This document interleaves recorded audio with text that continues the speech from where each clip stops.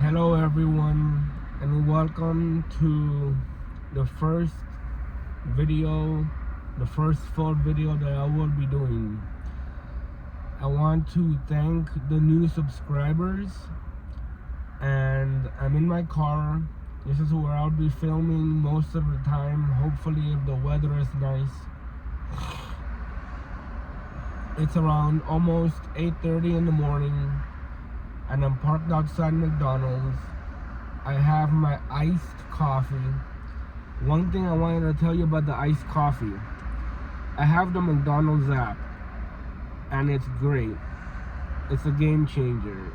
I get my iced coffee for 99 cents. You could use it once a day, that promotion in the app.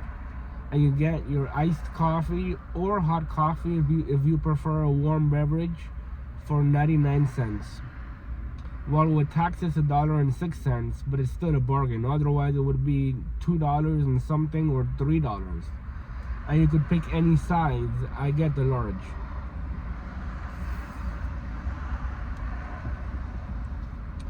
The first experiment we'll be doing is from Danza Macabra Volume 3, the Spanish Gothic Horror Collection from Severin. This was a gift that Master Chaos got me for one Christmas.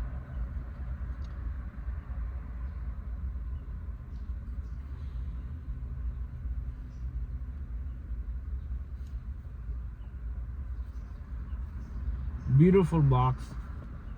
I won't be reviewing all the films in order whenever I get a chance, because I want to take a break and do some other films.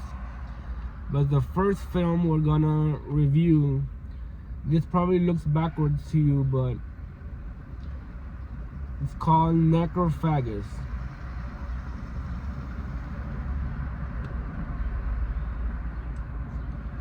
The box set is nice.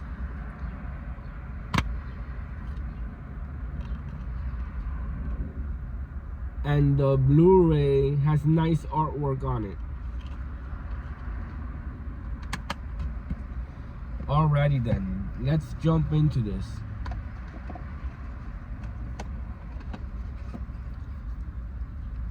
Now the main character is this 30-something young man named Michael. He's married and he's expecting a baby. His wife is pregnant. But I think he has a good job, and so he has to travel a lot. So he's traveling for quite a long time, and he's sending letters to his young wife. And I would imagine them saying, "Oh, I can't wait till I get home and you give birth to a beautiful son or daughter, and life will be pleasant and wonderful like always." But no, this is a Spanish Gothic film. You know that's not gonna happen. But honestly, you're married and your wife is gonna give birth soon. You shouldn't be traveling alone, even if business demands it. Be at home with your wife. But maybe he had good reason for doing that. But anyway, he wrote to her every day. Okay. If you see me looking down, it's because I have my notes here. He returns from the trip and is confronted with the ultimate tragic news. His wife passed away, and the unborn fetus died as well. Now he's like obviously in shock, and you would want to think that he needs ample time to grieve and find out what's going on and get some answers. So he starts asking his mother-in-law and his sister-in-law that were there, because his wife Elizabeth was staying with his mother-in-law, what happened. And he says, "Oh, go to the doctor, ask the doctor." The doctor kind of blows him off, says come back later, or go to another doctor that was the one that that has more answers for you. Pretty much, the wife, Elizabeth, she had to have an emergency C-section, and it's listed in the death certificate that she died of natural causes. But there must have been something weird, because I don't know how often this is, but I don't think people often die of C-sections, even in 1971. That's a long time ago. I don't know how science and medical science was back then. Maybe it wasn't as advanced, and maybe people did die from C-sections. But anyway, he wants answers, and he goes the dark side. He wants to see the crypt, the tomb of his wife, and he wants to open the coffin and see her body. Why would you want to do that? I know you want answers. Go talk to the police. It's a small town. Talk to the police. Talk to the doctors. Make them talk. Make them explain to you what happened. Try to calm down. Things like this happen, unfortunately, in life. Life is not happy all the time. But what he wants to do is heinous. I mean, I know he's distraught, but opening the grave, digging her body up, that's crazy. So he goes to the caretaker of the cemetery. He says, I could give you money if you open the grave. He says no. So he takes matters into his own hands. One dark night, he climbs over the wall of the cemetery, digs up the body where his wife Elizabeth is supposed to be buried, and the coffin is empty. Now, what is going on here? There's not too much of a good support system for this poor man, because his mother-in-law is kind of bitter, and then his sister-in-law, the wife of his daughter, the wife of his his sister-in-law, the sister of his wife, had the hots for him, even when she knew that he was gonna get married to Elizabeth. You get flashback scenes where she's flirting with him. In one scene, she's half naked and she's getting all perfumed up. Oh, I'm getting perfumed up, so you could see me like bathed in perfume. And she douses herself with perfume and then covers herself in a towel. And I don't remember what happens after that, but I don't think he pays too much attention to her. I think he leaves.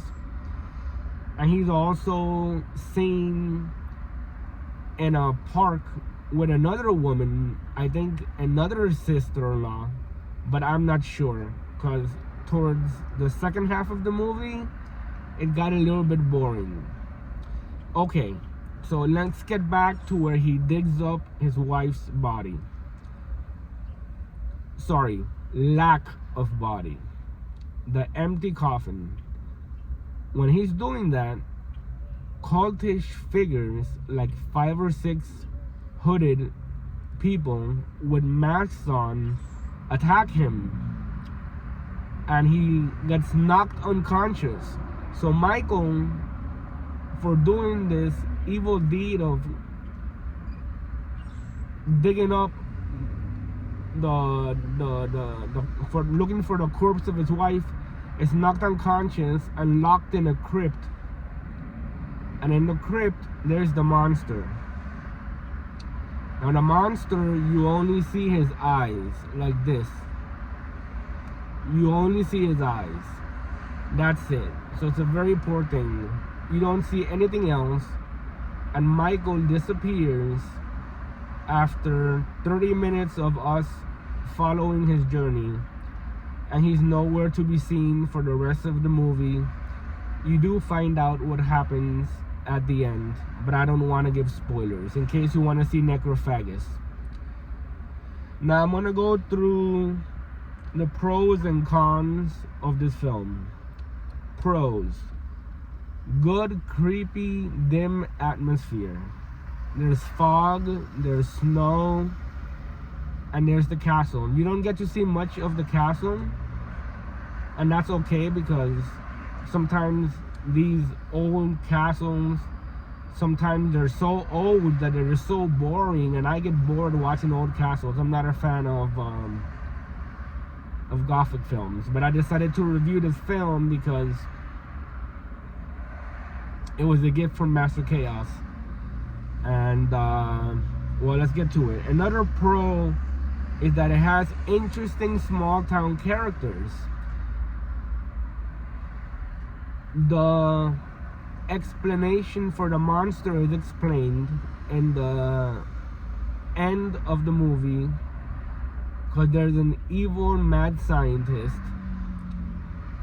and through his actions the monster is created. Now the monster lays in the earth, under the earth. You see the earth going up and down like that with its heartbeat, like the sand, the soil. And you see his eyes. You don't see his body until the very end, and that's only for 1 minute. So you don't see his body. So it's explained the creation of the monster, so that's good, but it's explained in the end quickly.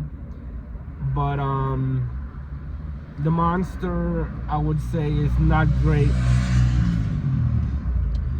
but the monster's origins are explained. So that's my take on Necrophagous. Good, creepy atmosphere, characters with secrets, a town with secrets, an evil scientist, a monster, cultish figures in the graveyard that who knows what they're up to. You find out later. And poor Michael. He just wants to be with his wife and his child, and he gets none of that. I feel bad for Michael. But hopefully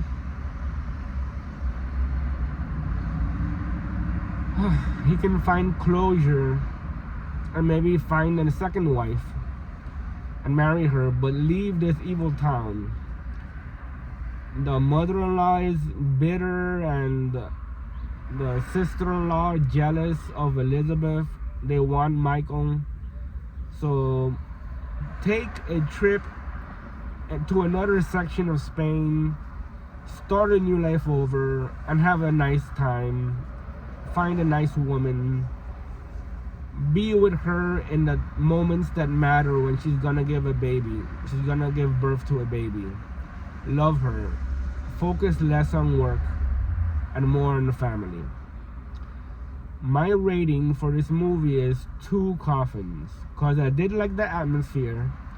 I watched this movie twice. Originally, when Master Chaos sent it to me for Christmas a year or 2 ago, I saw it, and I saw it again last night. The first 25 minutes, the first act was good. The middle, it slows down and it gets a little boring, but the third act jumps to life and it explains things. I like a good explanation sometimes. There's various ways of explaining things in movies, by showing things, by hinting at things. Here we just get like a voiceover, but it is what it is. So I hope you guys enjoyed the first experiment, Necrophagous, 1971. I saw this film in Spanish because I'm fluent in Spanish, and I was lucky that I have that I was able to listen to the original audio. That was very cool. So